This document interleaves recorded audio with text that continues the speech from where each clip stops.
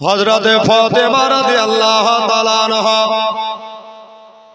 নিজের স্বামীকে বলতে আছেন, স্বামী গো, আমার একটা গুজারিশ আছে, আমার একটা আরজ আছে, এই আরজখানে আপনাকে রাখতে হবে।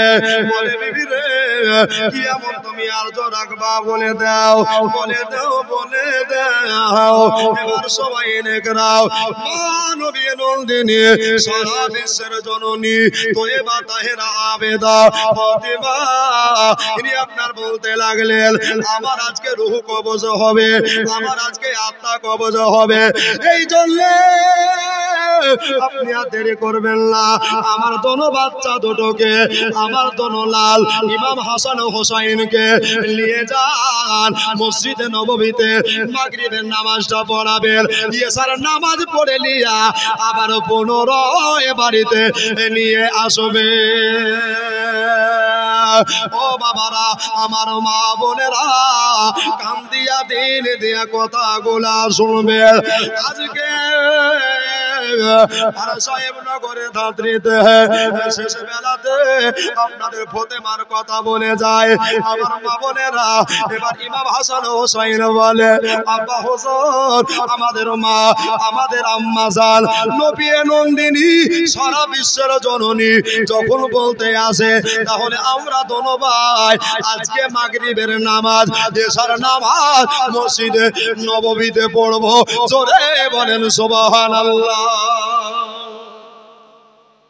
আব্বাজান, তাহলে আর দেরি করিয়েন না, তাড়াতাড়ি চলেন। পশ্চিম দিকে সূর্য আপনার ডুবতে আরম্ভ করেছে।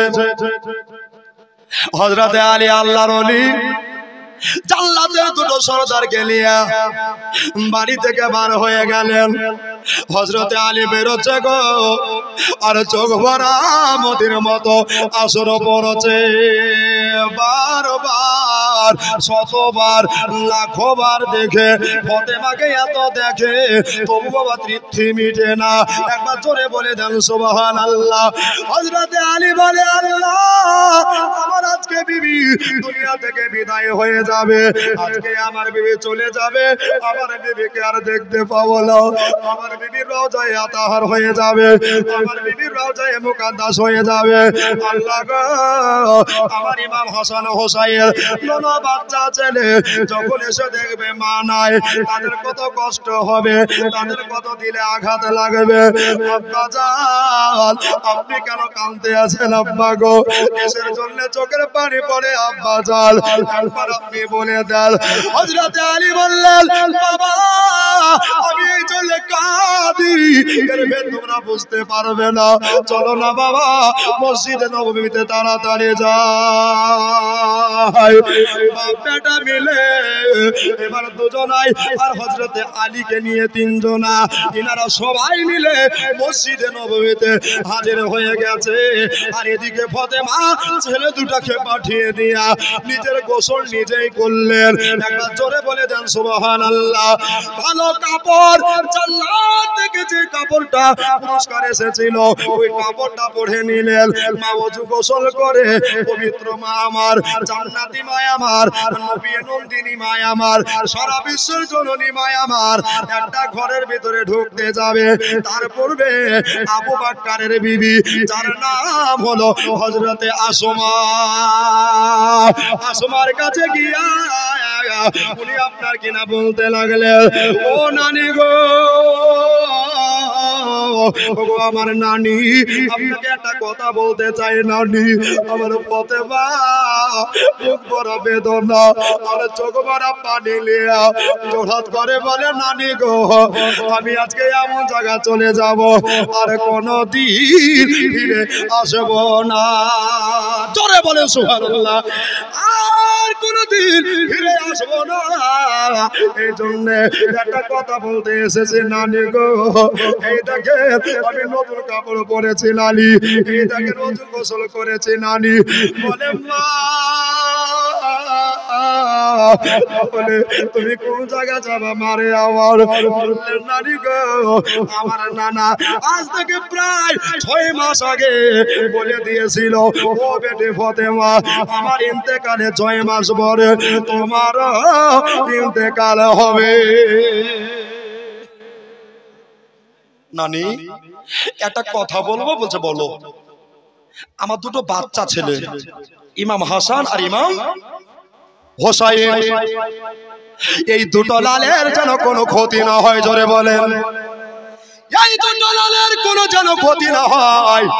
ইনার আব্বা জানকে বলিয়েন গো, ইনার আব্বা জান যেন সদা সর্বদাই আমার দুটো লাল নয়নের টুকরা করে রাখে গো।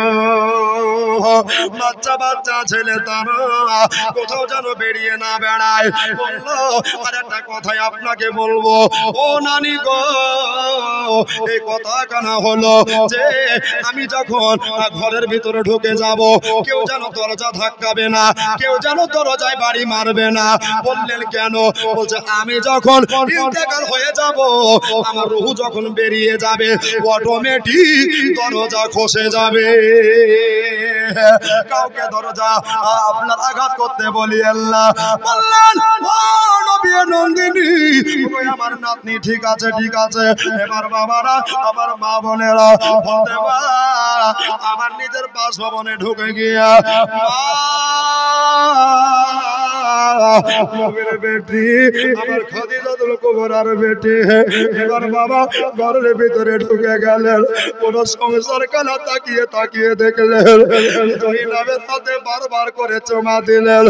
বলে মারে তোমরা তোমাদের নানির বাড়িতে চলে যাও, আজকে আবার ইন্তেকাল হয়ে যাবে। এখানে পারসয়েব নগরের মাটিতে কত মা বসে আছো যে যাদের মা দুনিয়া থেকে চলে গেছে। জানি না রে বাবা কতজন মার বুকে মাটি দিয়েছো। এই দুনিয়াতে মা যাদের নাই, দুনিয়াতে তাদের আধা দুনিয়া আধা হয়ে গেছে। মায়ের দিলেতে ব্যথা, জোরে বলে সুবহানাল্লাহ।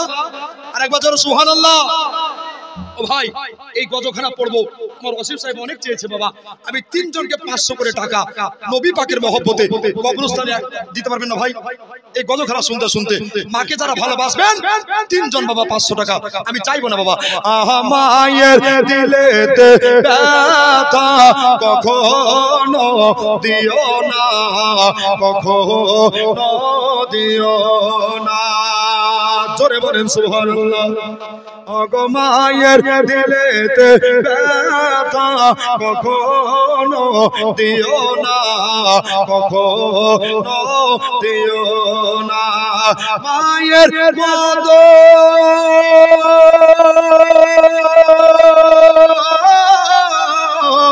মায়ের মতন এত আপন, মায়ের মতন এত আপন এই মার সাহেব নগরে বাবা না। মায়ের দিলেতে ব্যথা কখনো দিও না, কখনো দিও না। নাই ভাই একটা ভাই মাকে যারা ভালোবাসেন 500 টাকা না পারলে লিখিয়ে দিবেন, মহব্বতে চেয়েছি। এখানে একজন 500 মাকে ভালোবাসে সুবহানাল্লাহ। ওই দেখেন দাদু ভাই পকেট থেকে বার করতে হুজুর হবে ইনশাআল্লাহ। আহা দুঃখে দুঃখিনী রবে, সুখে খুশি হবে।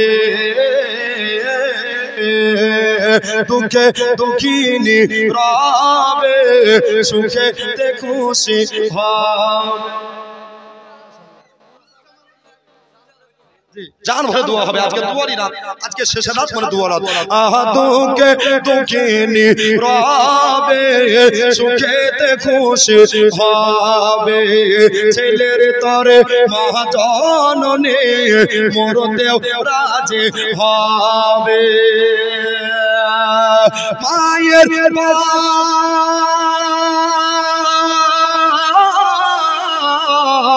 মায়ের পাক কদমের নিচে, মায়ের পাক কদমের নিচে জান্নাতের ঠিকানা। জোরে হবে। মায়ের দিলেতে ব্যথা কখনো দিও না, কখনো দিও না। মায়ের দিলেতে ব্যথা কখনো দিও না, কখনো দিও না। 74 07 31 97 67 ভাই জোরে বলেন সুবহানাল্লাহ। এটাই হচ্ছে আমার মোবাইল নাম্বার। আরেকটা 500 ভাতি আছে দিয়ে দিবেন বাবা। 74 07 31 97 67 ভাই এই নাম্বারে কল করলে আমি জানুর যে কথা কয়, এই নাম্বারে কল করলে আমি জানুর যে কথা কয়। সুন্নি যারা কল করবে তারা জোরে সুবহানাল্লাহ, আরেকবার জোরে সুবহানাল্লাহ। সুন্নি যারা কল করবে তারা, সুন্নি যারা কল করবে তারা ওয়াহাবিকে পারমিশন হবে না মায়ের দিলেতে সুবহানাল্লাহ। মায়ের দিলেতে ব্যথা কখনো দিও না, কখনো দিও না। মায়ের মতো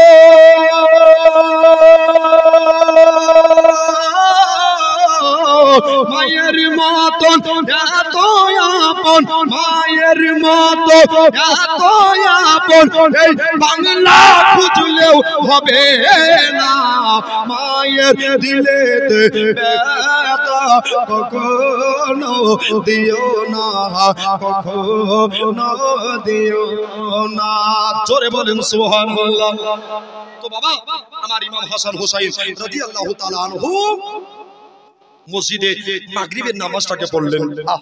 আরেকটা পাশে মাশাআল্লাহ জাযাকাল্লাহ, আল্লাহ তাআলাকে কবুল করো। তবে দান চাইবো না বাবা, মোহব্বত দেখেছিলাম মায়ের হয়ে গেছে বাবা 6টা। জোরে বলেন আলহামদুলিল্লাহ।